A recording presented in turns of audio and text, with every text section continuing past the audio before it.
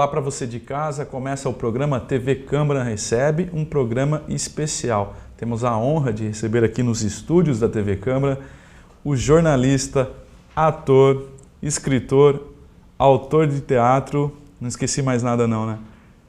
O cara que vive a vida. O cara que vive a vida, Oswaldo Mendes, para mim um ícone da cultura brasileira, um jornalista também de grande renome, com uma trajetória ímpar, e a gente vai ter a oportunidade, o privilégio de passar alguns minutos aqui na sua companhia, conhecendo um pouco mais dessa incrível história que, com certeza, falando por mim, agora fazendo um testemunho, me inspirou muito assim que eu conheci o senhor ainda no tempo da faculdade. Isso eu só não vou revelar que há quase 20 anos, mas ter a oportunidade de hoje recebê-lo aqui e fazer esse bate-papo está sendo uma honra para mim. Para mim também, Thiago. Eu quero dizer o seguinte, chega uma altura na vida, aliás, eu sempre gostei disso, eu acho que a vida é troca, né? E se eu acumulei algumas, fui passando, fui vivendo, juntando coisas, né? Eu acho que eu tenho que dividir isso. Dividir, então, eu gosto muito de conversar sobre as coisas que me fascinam, né? Teatro me fascina, literatura me fascina, a arte me fascina, a vida me fascina e jornalismo dentro disso daí, entendeu? Então, conversar é uma forma de viver para mim. Então, Oswaldo, vamos começar sendo redundante aqui, né? Começar do começo. Você nasceu em Marília, né? É mariliense. E como é que foi sua chegada a São Paulo? Você, em 71, se formou pela Escola de Arte Dramática da Universidade de São Paulo. Como é que foi esse período? Logo em seguida, você já estava atuando no tempo da faculdade, já entrou na imprensa. Como é que foi sua ida a São Paulo? E você, daqui a pouco a gente vai abordar, você atuou entre os grandes nomes do jornalismo, como Paulo Francis, Cláudio Abramo. Conviveu com uma turma da pesada aí, no bom sentido. Um belo time. Mas aí tem uma coisa, o único diploma que eu tenho é de ator, não serve para nada, aliás, não fui buscar também. Né? Mas eu fui para São Paulo para fazer escola de teatro, escola de arte dramática. Hoje tem muitas escolas, hoje tem uma em cada esquina, né? Na época não, você tinha em São Paulo, a única escola que existia era a escola de arte dramática, que não era da USP, mas a minha turma fez a transição para a USP. É uma escola criada pelo Alfredo Mesquita, que era da família Mesquita do Estadão. Mas eu acho que minha história começa antes. Começa antes. Você falou de Marília, eu acho que eu tive o privilégio de nascer numa família. A gente não tinha livros em casa como hoje você tem, entendeu? Você não tinha acesso a livros como você tem hoje. Mas meu pai, por alguma intuição brilhante dele, um insight que ele tinha, uma coisa nunca faltou na minha casa, desde que eu me lembro que eu nasci. 2 jornais. Tinha sempre o Jornal da Cidade, que era na época o Correio de Marília, e eu me lembro pequeno, quando era começando a ser alfabetizado, o jornal que eu me lembro era o Correio Paulistano. Eu estou olhando para lá porque minha irmã está lá e ela confirma. Professora Enedina, que recentemente esteve aqui participando da TV Câmara Recebe e foi um sucesso. Obrigado mais uma vez. E daí fechou o Correio Paulistano, mas meu pai, isso ele sempre manteve.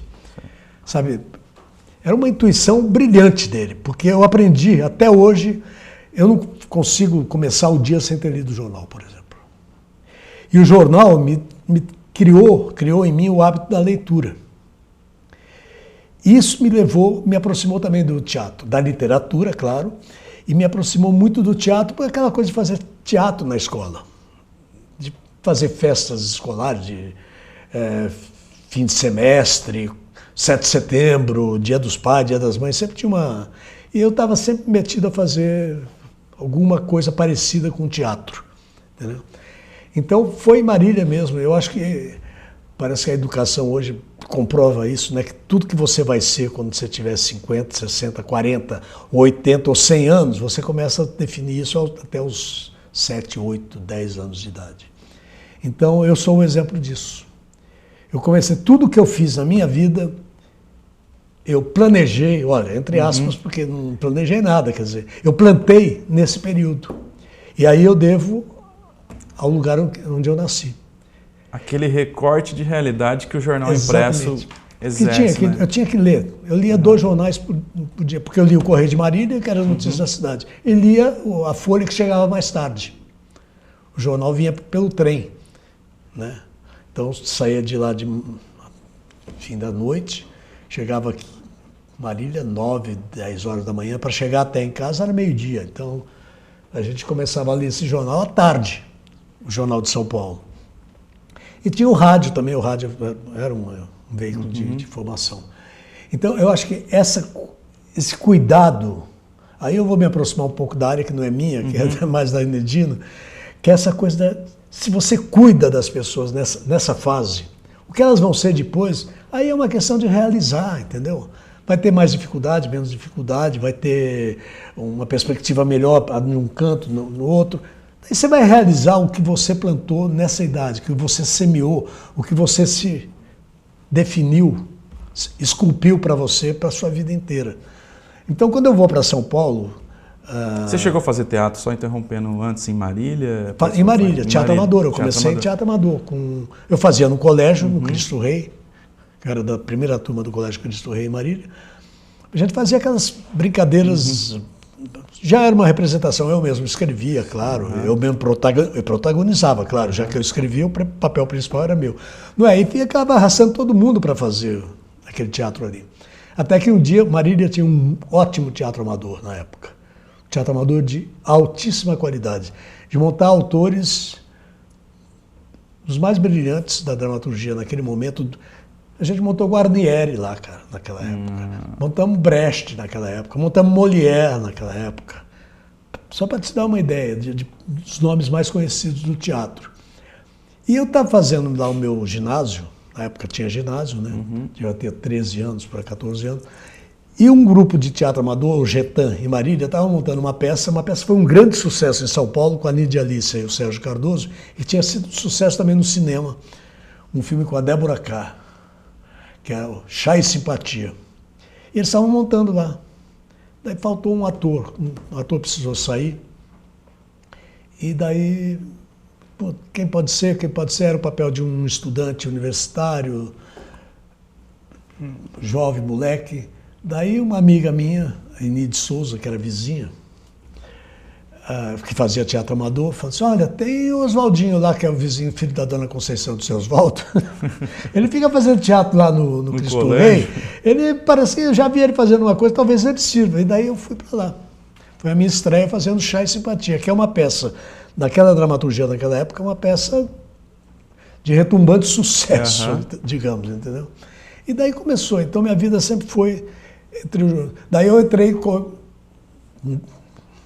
Na véspera do golpe de 64, eu entrei no Correio de Marília. Você escreveu, então, escrevi, porque daí como é que eu consegui o emprego? Essa, que é a coisa, todo mundo diz, como eu vou conseguir emprego? E minha mãe, a dona Conceição, era filha de imigrante direta, primeira geração de imigrantes italianos. Ela queria que eu começar a trabalhar. Até porque meu irmão, com 12 anos, já estava trabalhando. E eu já estava chegando com 14, 15 anos, e eu fazia teatro, fazia militância política, era da União Marilhense de Estudantes Secundários, enfim, era um elemento subversivo na cidade, mas não estava trabalhando.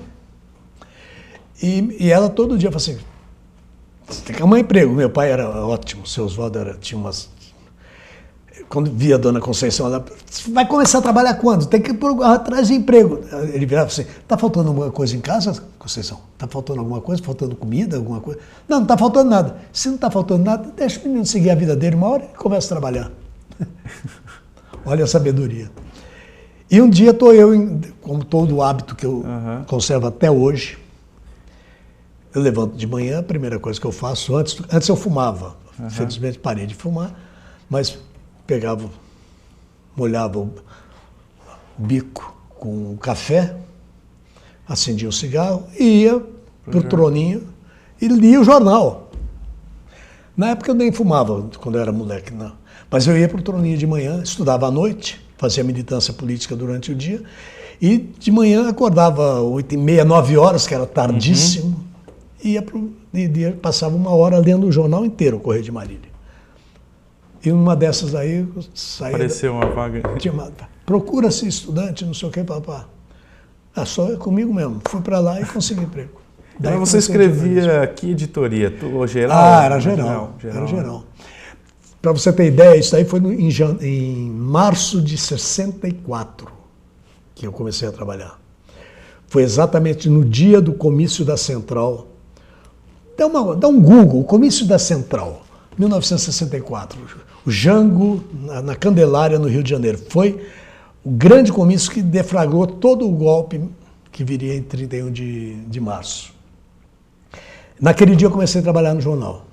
Aliás, eu fui para o jornal, era uma sexta-feira. Comecei a trabalhar na segunda. 2 semanas depois eu ia para o jornal, pegava as coisas, eu aprendi uma coisa onde tinha notícia. Diário Oficial tem notícia. Tem notícia, né? Porque ninguém lê Diário Oficial. Né? Daí eu ia ler e falei assim, olha, tem aqui, olha, um vereador, um deputado fez isso, enfim, passava na polícia, fazia toda aquela... A rotina era a delegacia de polícia, que era tudo perto ali em Marília, perto do jornal até, delegacia de polícia, o fórum, que era do lado, prefeitura e câmara, que era tudo junto. E já ia para o jornal e escrevia o que tinha de notícia lá. E daí, tipo 4h30, 5 horas, eu entregava tudo, ia para casa, tomar banho, pegar o material e ir para o curso clássico, que eu estava fazendo clássico ainda. Na época tinha o clássico. Científico clássico. E eu estou descendo, passo numa pastelaria, que eu sempre parava para pegar um pastel, porque eu não ia dar tempo de jantar nada para aguentar a noite toda. Um pastel e um caldo de cana. Está o rádio sintonizado, muito mal sintonizado, dizendo que as tropas do general Olímpio Mourão Filho estão descendo de Juiz de Fora rumo ao Rio de Janeiro para tomar o poder, não sei o que. Era o golpe de 64. Nossa. Eu ouvi aquilo, voltei correndo para o jornal, cheguei assim, Anselmo, está acontecendo isso. Mas como é que você está sabendo? Não, porque estava no rádio. Não, então vamos ver. Daí fui para o rádio.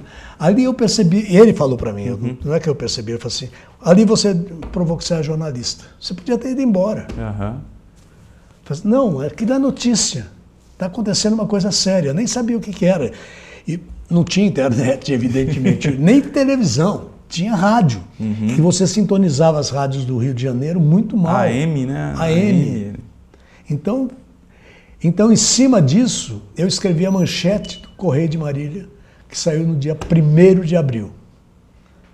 Parece piada de mentiroso, né? Mas 1º de abril saiu o Correio de Marília, não sei se ainda tem alguma edição. Eu lembro que a manchete era uma coisa que não se ensina em escola de jornalismo, né? Verbo reflexivo na manchete não dava. Agrava-se a crise nacional. Agrava-se a crise nacional é demais, né? Mas na época se usava, né? Não estava errado, estava certo. Mas eu acho graça porque hoje eu jamais faria, alguns anos depois, jamais faria essa manchete, agrava-se, né? A crise nacional chega ao seu limite, sei lá, eu faria outra coisa, mas não agrava-se. E, evidentemente, que o texto se colocava contra aquele movimento, que era contra a Constituição. Estavam tirando um presidente legitimamente eleito, haveria eleições daí a 2 anos, então... Que não houve. Não houve.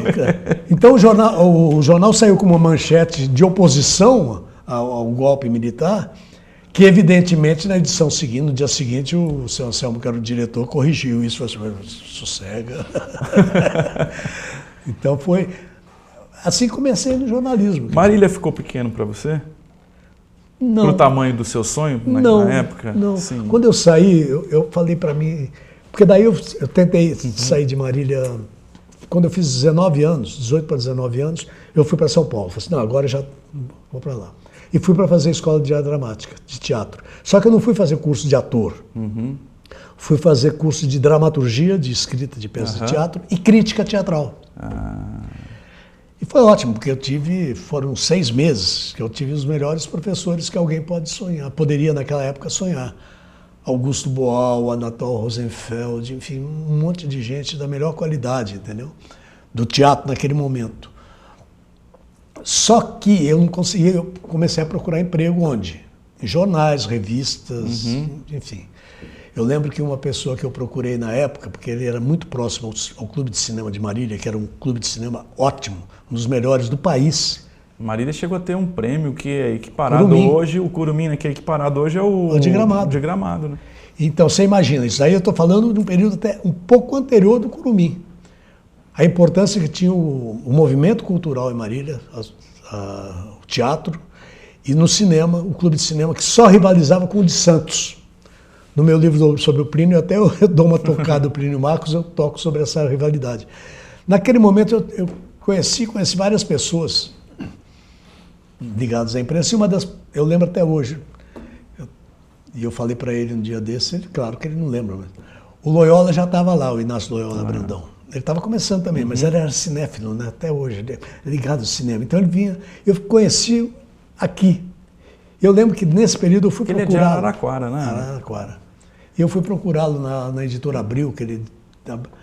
Mas evidentemente ele não tinha nem condição, ele também estava começando. O que ele podia fazer, me indicar para nada? Não deu em nada, mas eu lembro até hoje eu procurando o Loyola, isso em 66, primeiro semestre de 66, na editora Abril. Daí não deu certo.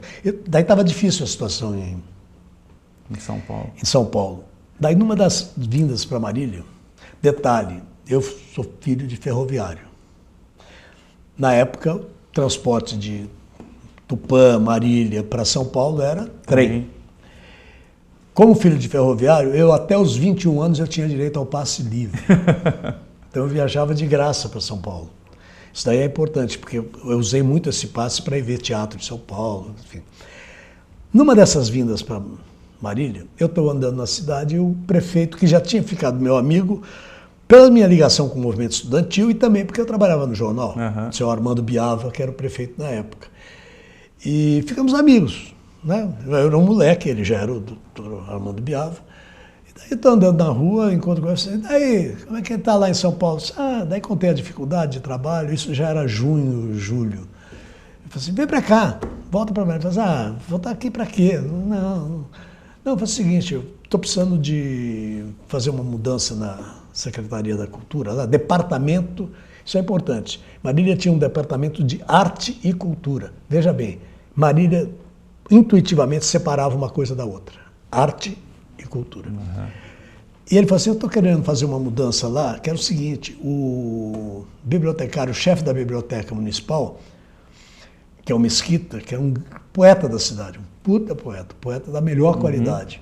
Eu vou promovê-lo, acho que está na hora de promovê-lo, vou botar Mesquita de secretário, não sei se chamava secretário na época, mas é o equivalente a secretário de Arte e Cultura, do Departamento de Arte e Cultura. E você assume o lugar dele. Só que eu tinha 19 anos. Nossa.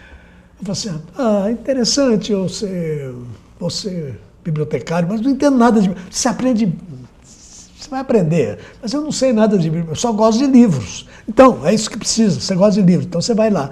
Mas catalogar, você vai aprender a catalogar lá em uma semana, você aprende a catalogar livro. E é verdade. E daí eu voltei para Marília. Voltei, até hoje, ele para de me encher um pouco, mas uma das pessoas que iam lá, veja bem, eu tinha 19 anos, mas naquela época, você ter 19 anos e alguém ter 15, você era um senhor, e a pessoa de 15 era um moleque. Quem frequentava muito lá, e era um leitor ávido, o Valcir Carrasco, que hoje é autor de novela. E o Valcir ele nasceu ali perto de Marília, no distrito de Marília, uma cidade perto ali, eu não sei qual é. Mas era muito ligado, e morava em Marília. E ele vivia na biblioteca, assim, que chegou de novo, vocês vão comprar, que tem... E eu ficava dando livro para eles. Lá, 40 anos atrás, ele tinha mania de falar, quem me botava para ler era o Oswaldo. Não é verdade, eu falava, mas era da mesma geração. Eu falo, você fala isso para dizer que eu sou mais velho que você, né? Sou mais velho 4 anos, 5 anos, pô, para com bobagem. Enfim, eu quero dizer o seguinte, daí eu também agitei a biblioteca. Falei assim, não, a biblioteca não é depósito de livros. A biblioteca tem que ter atividade cultural. Então, coloquei a biblioteca em contato com o Clube de Cinema, com os grupos, a Federação de Teatro Amador, e vamos fazer atividade juntos. Então tinha coisa que acontecia na biblioteca, fechava a biblioteca, daí abria para o curso de cinema, o curso de literatura, de teatro, e junto com a Faculdade de Filosofia de Marília. Então era uma agitação, Tiago, era um agito. Eles só não me prenderam em 64, do lado subversivo, porque eu era muito ligado à cidade. Uhum. Não dava para eles sumirem comigo como sumiram com várias pessoas lá. Sumiram. Então pare de brincadeira, esse negócio de ficar brincando com ditadura, não brinquem com isso, que isso é sério, gente. Tive muitos amigos que se deram mal. Eu não me dei, fui salvo porque não tinha idade, senão teria me estrepado. Então é bom a gente ficar, aviso geral. E nessa brincadeira toda, depois eu falei assim, não, mas eu quero voltar para São Paulo. Porque São Paulo é a metrópole, né? Porque eu quero fazer teatro, eu quero fazer não sei o quê aqui. Daí quando chegou, eu comecei a fazer faculdade de filosofia, curso de pedagogia, olha aí. E não foi nem por influência da professora Enedina. E é um curso que me ensinou muita coisa, a pedagogia. Me ensinou, por exemplo, história. História é uma coisa que eu gosto de história. Porque através da história da educação eu comecei a entender a história dos países. Entendeu? Como é que Esparta educava os seus moleques? Eu comecei a entender, porque ela... Estou citando Esparta porque podia citar qualquer outra coisa, mas formavam os soldados, os espartanos. Uhum. Então tinha uma educação que era dirigida a um conceito de país, a uma concepção maior. Então aí eu comecei a entender a história também. Entender não, aprender a estudar a história. Uhum. Daí chegou naquele ponto, Tiago, fiz o 67, eu fiz o primeiro ano de pedagogia. Daí passei para o segundo em 68. Na metade do ano, eu falei assim, se eu passar para o terceiro, eu não saio daqui. Porque daí a pressão não é só da família, mas dos amigos. Uhum. Eu falei assim, pô, fica mais 2 anos e termina a faculdade. Hoje eu sei que 2 anos não quer dizer nada, mas naquela época era muito. Eu só tinha 20, então 2 anos era muito, era 10%, pô, né? Eu falei assim, não. Eu sei que eu fui trancando, cara, na metade do ano de 68, as matérias, comecei a não frequentar mais as aulas, falei assim, não vou, e não prestei exame, porque eu vou em janeiro, eu mudo para São Paulo, volto. E daí eu disse, nossa, eu dei uma volta tão grande por causa de uma frase que eu ia dizer, que você me perguntou se Marília ficou pequena para mim. Não. Naquele dia eu tive consciência seguinte, tudo que a cidade podia me dar, ela me deu. E eu fui avidamente. Tudo que ela me ofereceu, eu avidamente acolhi. Entendeu? Na minha formação artística, cultural, humana, profissional, né? Sabe? Isso daí a cidade me deu. E me deu de uma forma que eu acho que hoje poucas cidades têm condições de dar. E daí eu falei assim, bem, e eu retribuí também para a cidade. Isso eu tinha consciência. Eu recebi muita coisa, mas dentro da minha limitação, eu retribuí, seja no teatro, seja no jornalismo, seja na biblioteca, seja fazendo curso, seja fazendo agitação ou política, ou cultural, ou artística. Eu participando da vida da cidade, houve uma troca. A gente se esgotou nessa troca. E eu dizia uma frase que era terrível. Eu falei assim, bem, se eu ficar, eu posso assinar meu atestado de óbito, porque só me resta cair. Porque eu já terei morrido. E é verdade, eu teria ficado numa rotina, entendeu? Certamente seria feliz, mas um tipo de felicidade... Você tinha um sonho mais eu acho que a vida é mais que isso. Não é um sonho, sabe? Porque às vezes a gente pensa, siga o seu sonho. Não, é a vida, cara. É a vida que está aí te oferecendo. Você entende? Quando fala dos jovens, olha, você tem que ir atrás do seu sonho. Não, vai atrás da sua vida, cara. Porque às vezes o sonho está contra a vida. Se tiver contra a vida, fique com a vida. Ela é mais importante. Veja bem, se o meu sonho era de estabilizar, ter uma vida estável, eu teria ficado em Marília. É o sonho de muita gente. Tudo bem, eu respeito, só que não era o meu. Essa coisa eu aprendi. Eu acho que isso daí eu devo também à formação familiar e da cidade naquele momento. A vida é que é importante. É uma coisa meio... Eu lendo um livrinho recentemente, que você ter 80 anos não quer dizer que você viveu 80 anos. Você existe 80 anos. Viver 80 anos é outra coisa. Né? Isso é aquele equívoco que a gente comete. Tipo assim, Uma árvore tem 100 anos. Essa é a idade dela. Agora, ela viveu como ela viveu? Se ela é uma árvore que está ali, nada. Nós também, né? Se você pode ter 20 anos e ter vivido intensamente 20 anos. E como é que foi depois? Você retorna a São Paulo, né, essa segunda vez, vamos chamar assim, e aí, como é que surgiu a Folha de São Paulo? Primeiro, o Última Hora, né? Como é que surgiu? Surgiu a Folha antes. Antes, Porque daí eu vou fazer de novo a mesma peregrinação, né? Nessa altura, eu tinha conseguido trabalhar um tempo em Marília e fiz um pé de meia. Fui com uma graninha também, uma reserva para ficar algum tempo em São Paulo sem rendimento. Fiquei. Tem um outro detalhe, esse negócio de vida... Gente, sabe o que é esse negócio de ficar falando? O cara está contando a vida dele. Quando eu escrevi a biografia do Plínio, eu só falo assim, uma vida vale a pena, qualquer vida, a sua, a minha, dele, do Tiago, vale a pena ser contado porque na sua vida eu vou aprender coisas. Eu espero que as coisas que eu estou contando sirvam para alguém, para caminhar. Se não servir para isso, não serve para nada. Então, né, uma biografia, por que você escreve uma biografia? Para ajudar as pessoas a caminhar. Acho que na África tem um pensamento assim, né? Porque a cada pessoa que morre é um livro que se fecha, né? A vida da pessoa. Eu não conhecia isso, mas é isso mesmo. É uma existência que se fosse... Eu adoro sentar com gente, está cada vez mais difícil, mas pessoas talvez de mais idade que contam histórias. Tudo bem. Não, hoje está até fácil encontrar pessoas mais velhas que eu.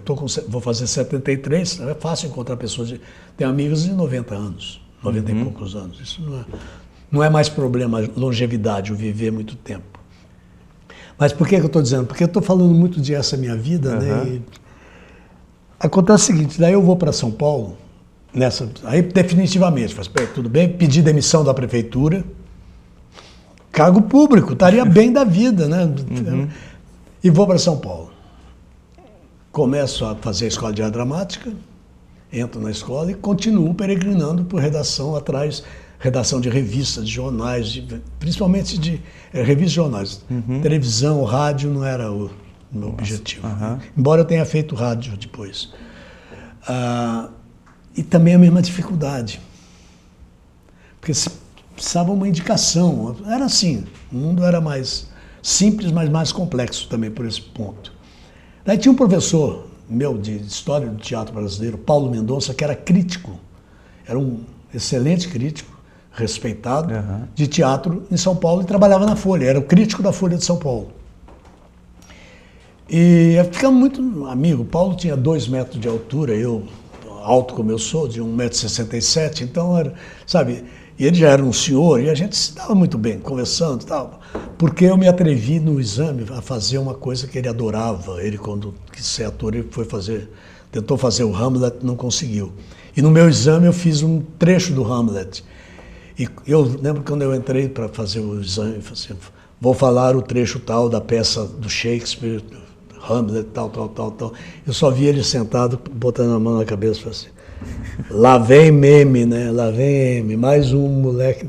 Então eu comecei a falar e ele prestou atenção. No primeiro dia de aula, assim, quase que eu te reprovei quando você falou o que você ia fazer. Porque achei um atrevimento, não sei o quê. Mas até que você falou mais ou menos, e daí eu te aprovei.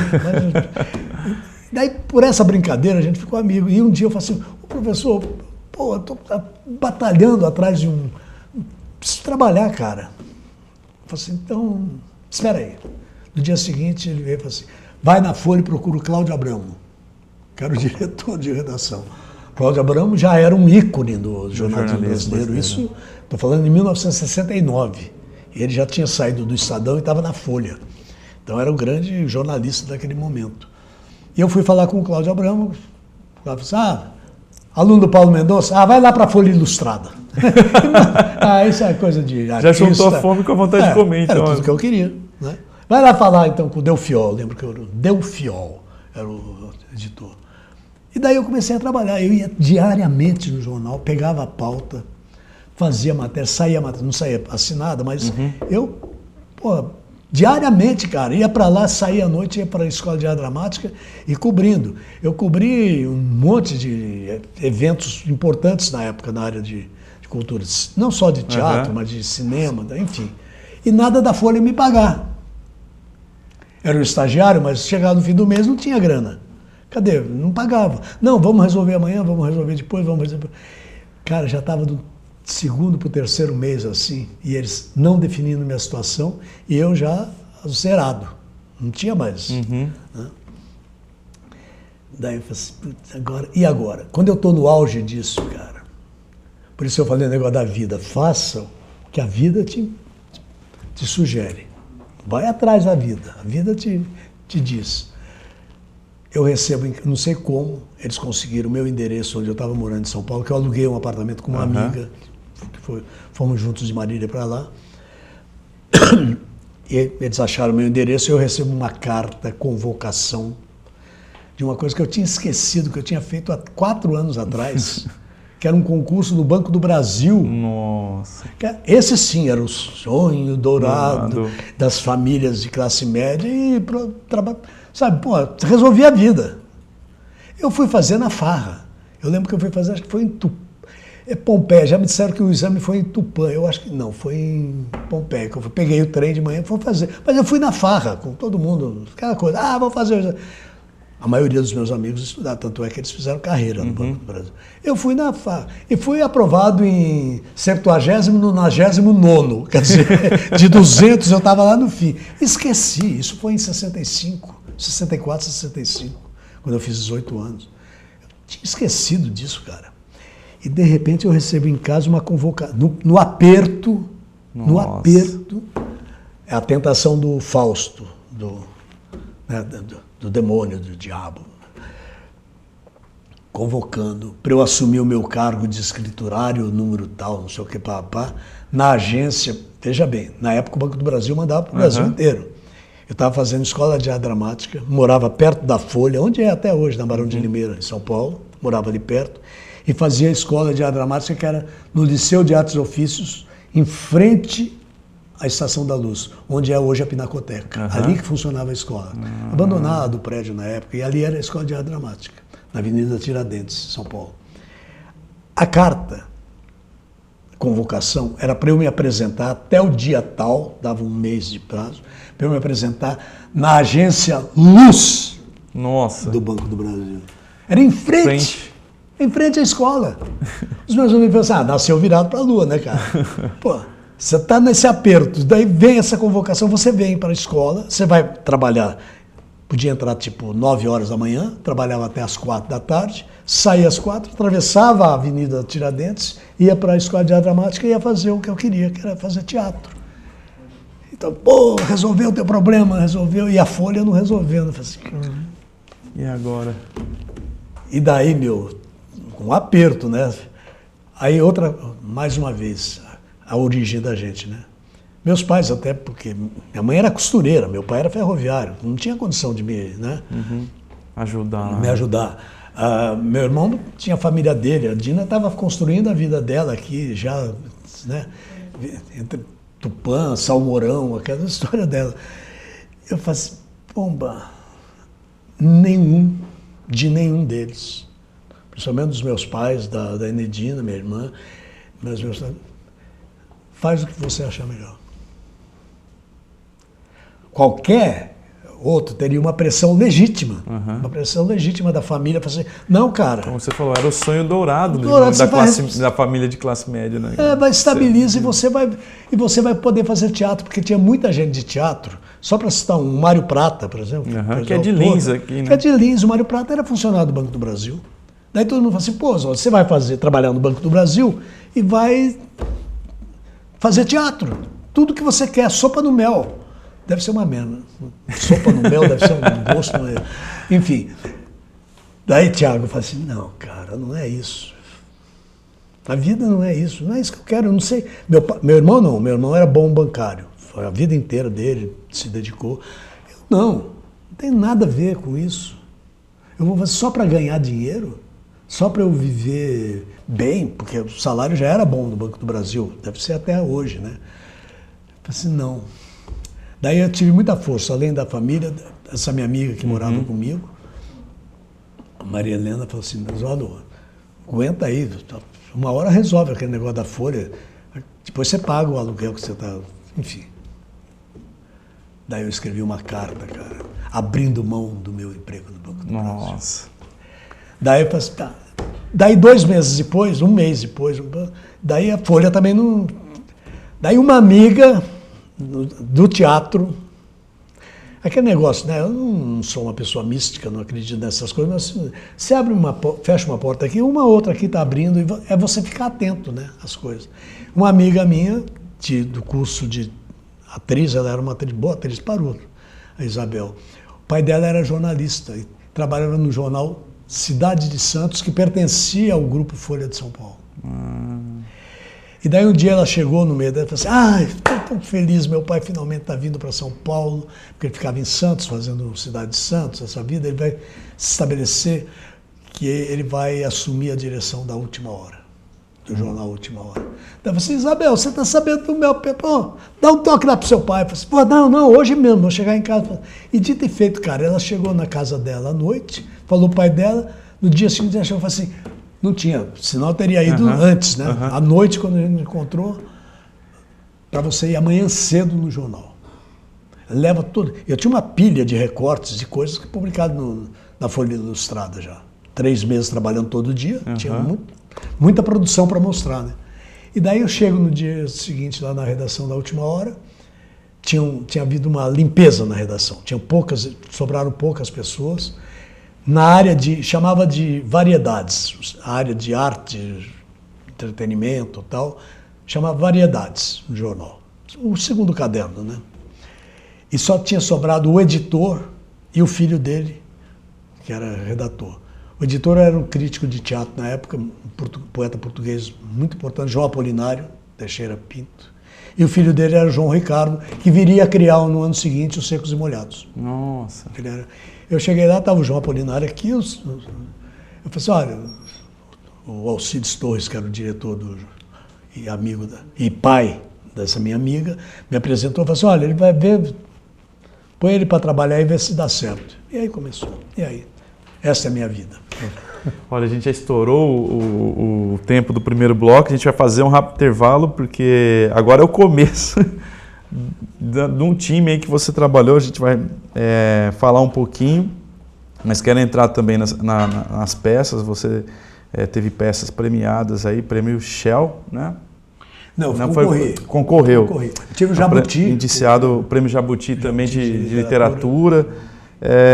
Tem aí um currículo muito extenso. Acho que um programa é pouco, viu, Oswaldo? Não, o prêmio é a vida da gente. Os prêmios eu acho que... Eu não desfaço não, mas o premiar é você conseguir fazer o que você gosta, né? Mas a gente vai continuar esse bate-papo, saber aí dessa trajetória, conhecer mais e, como o próprio Oswaldo disse, a gente espera que através desse bate-papo seja uma lição através da história dele, que para quem está assistindo aprenda. Até para não fazer o que eu fiz. Não é porque é isso, você olha a vida de uma pessoa e fala assim, isso é legal. Não, aquilo lá é uma bobagem, né? Claro, eu tenho uma perspectiva, mas quando a gente lê uma biografia de alguém, a vida de alguém, você vai separando, não, isso aqui é útil, isso daqui não, isso não. É isso que vale o papo, vale por isso, né?